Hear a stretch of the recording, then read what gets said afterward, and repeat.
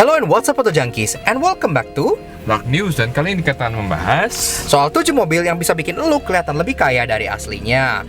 Tapi sebelum itu, studi on road kita kali ini apa, Lex? Toyota Agya tipe G Tahun 2014. Nah, ini actually kita lagi nge-shoot fun review juga, jadi stay tune ya. Untuk yang waktu itu request Innova, tenang aja, Innova juga lagi dalam antrian. Abis ini kita bakal shoot Innova. Mobilnya nggak kemana-mana juga. Iya, jadi kalau untuk sekarang, Tanpa ngomong apa-apa lagi, ayo kita lanjut. let's get started. Yang pertama adalah Mazda RX-8. Jika kita bicara soal sport coupe asal Jepang, pasti orang gak ada yang nggak tahu soal Mazda RX-8. Sport coupe berpintu suicide door ini sempat dijulukin sebagai Rotary Revolution berkat mesin Wankel engine 1300cc yang walau cc kecil dan dia NA tapi tenaganya gede. Nah, untuk RX-8 sendiri ini dia pertama kali diluncurin itu tahun 2003, yang kemudian akhirnya dia pensiun di tahun 2012 setelah dia ngalamin facelift sekali, dan final edition yang bernama RX-8 Spirit R. Nah, untuk RX-8 sendiri sampai sekarang itu parasnya masih sangat bernuansa mobil sport dan bernuansa mobil mahal. Makanya sering banget RX-8 itu dijadiin mobil sewa untuk mobil tunggangan pribadi bagi protagonis-protagonis sinetron dengan kearifan lokal. Kayak gini nih. Nah, itu wajar banget, karena lu nggak akan nyangka kalau harga mobil ini actually affordable. Satu RX-8 tahun-tahun yang nggak terlalu tua, tahun 2008, 2009, itu sekarang lu bisa beli dengan kisaran harga sekitar 185 juta rupiah.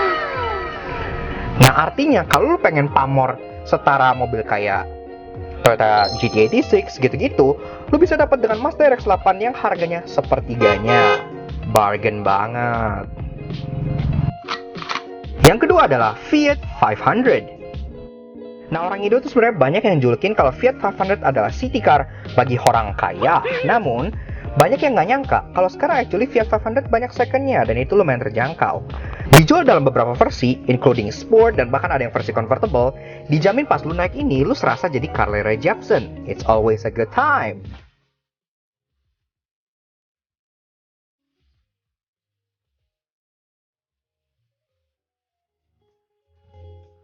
Nah, sebenarnya jantungnya sendiri itu nggak gitu gede, dia 1400, which is untuk sebuah city car dia cukup oke lah. Walaupun transmisi otomatiknya itu kan AMT ya, jadi ya kalau lu pada yang tahu AMT, ya rasa naiknya kayak begitu. Orang awam akan ngira kalau mobil ini tuh setara Mini Cooper, jadi karismanya itu sesuatu banget. Apalagi kan kalau kids zaman now itu kan demen-demen sesuatu yang vintage gitu ya, jadi bisa dibilang mobil ini lumayan kekinian. Nah, bicara soal harga sendiri, sebenarnya untuk dari secondnya, harga Fiat 500 sekarang, itu lo bisa tebus dengan kocek sekitar 200 juta. Jadi untuk zaman now, itu sama aja kayak lu beli Chevrolet Spark yang model terbaru. Cuman yang ini CBU tali, bos. Yang ketiga adalah Hyundai Coupe. Bagi auto junkies yang childhoodnya luar biasa, kalian pasti pernah main yang namanya Need for Speed Underground. Nah, di situ ada mobil yang namanya Hyundai Tiburon, dan basically Hyundai Coupe yang dijual di Indonesia adalah Hyundai Tiburon versi facelift-nya.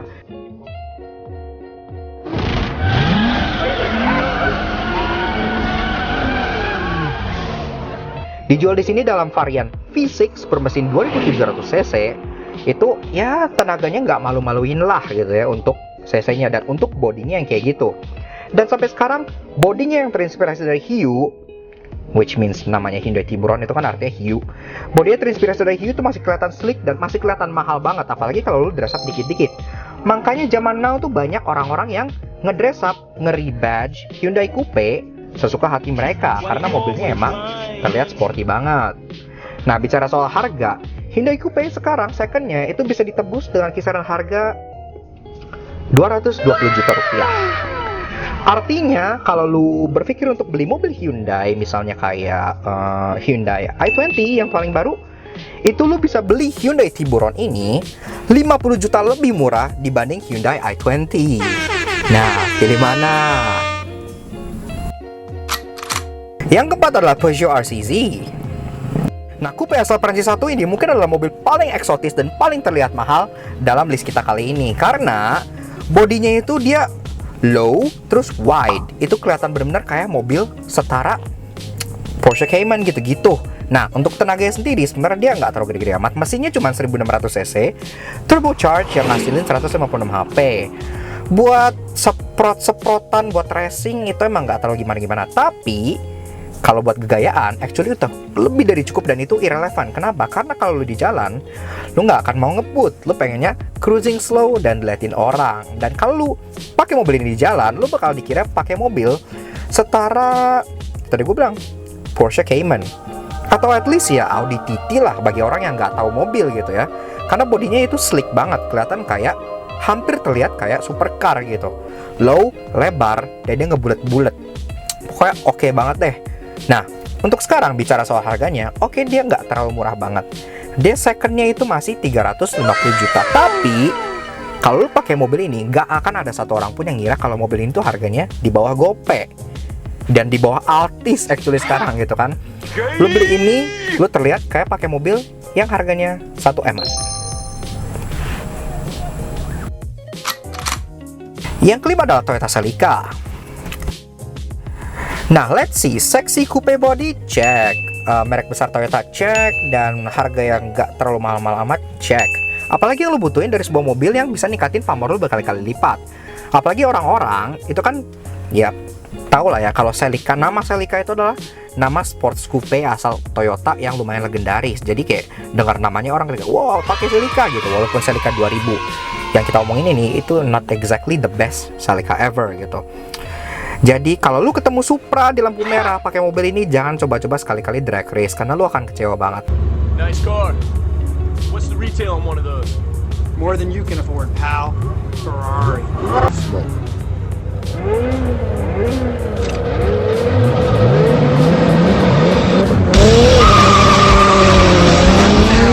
Tapi kalau main-mainnya itu bukan ke lampu merah tapi ke contohnya rumah calon mertua, itu ideal banget karena mobil ini akan bikin lu kelihatan wah banget. Nah, jika bicara soal harga, Toyota Celica 2000 ini bisa ditebus dengan kocek kisaran 195 juta. Dengan kocek segitu yang kurang lebih sekarang di Toyota lu bisa belinya cuman Yaris bekas. Lu bisa dapat sebuah sport coupe dengan nama legendaris, paras yang cantik, plus bikin lu kelihatan lebih celing-celing di muka calon mertua.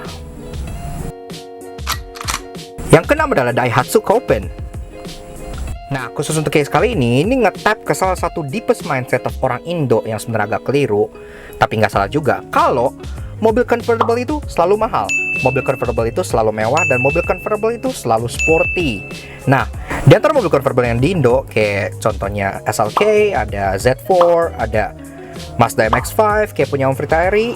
Nah, itu kan yang paling terjangkau di antara semua itu adalah Daihatsu Copen, K-Car convertible asal Jepang yang dijual resmi, semi-resmi karena itu by order oleh Daihatsu Indonesia. Nah, mesinnya sendiri kecil, mobilnya juga kecil, tapi at least dia atapnya convertible, jadi lu bisa nikmatin angin-anginan di pantai kayak serasa di film-film luar negeri gitu. Untuk Daihatsu Copen sendiri, ya kalau lu pakai di jalan ibu kota, oke lu bakal batuk-batuk gitu karena di sini polisi semua. Tapi kalau dipakai di jalan misalnya di puncak atau di pantai gitu-gitu, lu bakal ngerasa mewah banget diliatin orang juga. Nah, bicara harga sendiri, sekarang lu bisa bawa pulang Daihatsu Copen second yang paling baru dengan merogoh kocek kisaran 220 juta dengan pamor yang kemungkinan 2 kalinya Daihatsu Terios.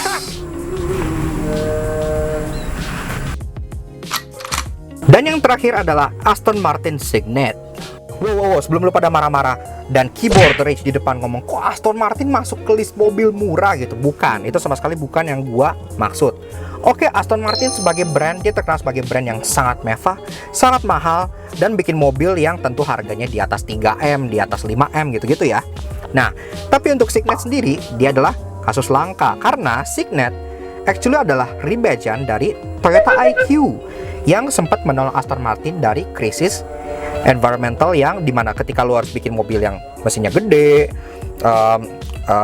emisinya tinggi, itu lu harus at the same time melakukan community and service yang bikin company lu seimbang gitu. Nah, instead of bikin kayak sepeda, kayak Ferrari gitu-gitu, dia bikin mobil kecil yang kerjasama dengan Toyota, alias dia nge-rebadge Toyota IQ jadi city car kecil mereka. Nah, bicara soal city car kecil, harga Aston Martin Signet untuk seukuran Aston Martin itu sangat terjangkau karena sekitar 450 juta. Oke, 450 juta emang itu sangat mahal untuk ukuran city car. Tapi 450 juta itu adalah harga yang sangat-sangat amat murah untuk seekor Aston Martin. Jadi skenario yang gue pikir itu kayak begini.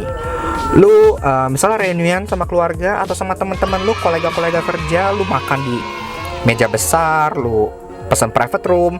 Ya kayak orang-orang kayak zaman now gitu lah ya. Biasanya kan mereka juga taruh handphone di meja dan taruh kunci mobil di meja. Bayangin betapa jipernya kalau misalnya mereka ada yang bawa S-Class, ada yang bawa seri 7, ada yang bawa mobil-mobil mewah kayak misalnya Jaguar F-Pace gitu-gitu ya. Tiba-tiba lu taruh di meja kunci yang logonya Aston Martin. Gila, itu akan kayak wow, Aston Martin kok shining sword breaker gitu kan.